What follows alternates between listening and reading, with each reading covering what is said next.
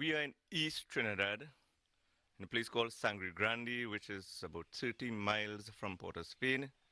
It is semi-urban, yet there's a lot of trees and vegetation that gives a cooling environment to the chicken farm. Raj Ramsewak has been rearing thousands of chickens for the past 14 years on his family farm. The chickens are for poultry meat rather than egg production. The two pens that we have are similar in construction.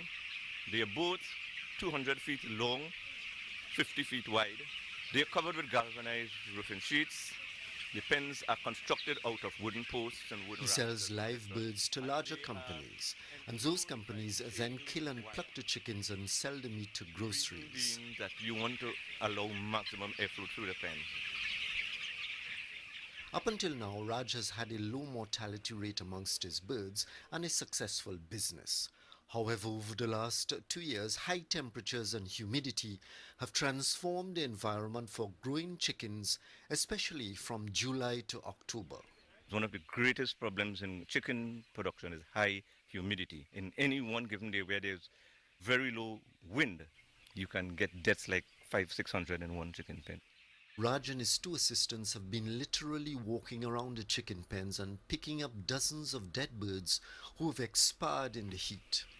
During the morning time alone, pick up 80, around 100 in one pen alone. And they go and check the next two pen. I 200 I had to pick up for the morning alone. In the evening time now, sometimes it'll be the same thing. I have installed electric fans. Their main purpose is not to cool chickens, but to blow out humid air from the pens.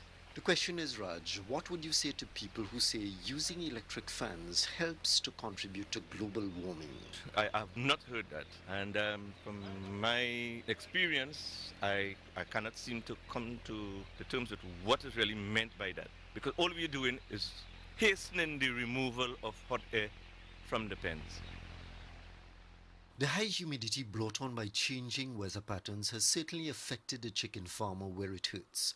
Raj explains that a farmer's profit margin is based on how many pounds of feed he can convert into chicken meat. When a significant number of birds die before they can be sold for meat, his revenue is severely reduced. Well, I can tell you my payments are much less than I'm accustomed to because of that kind of high mortality. Because you see, those chickens would have already consumed feed, gained weight, and then they die. They are no longer available to a farmer for sale. With increasing losses by the farmers and wholesalers caused by high mortality on the farms, the retail price of chicken meat has increased. To allow consumers to have this staple meat at lower prices, the government has reduced import duties on chicken parts. Groceries are now selling meat at prices that Raj and the large Trinidadian companies cannot match. I honestly thinking about packing up because my earnings going less and less and less, and I am not getting the type of cooperation that I have been accustomed to. I don't know if it is because my mortality has risen in the recent times.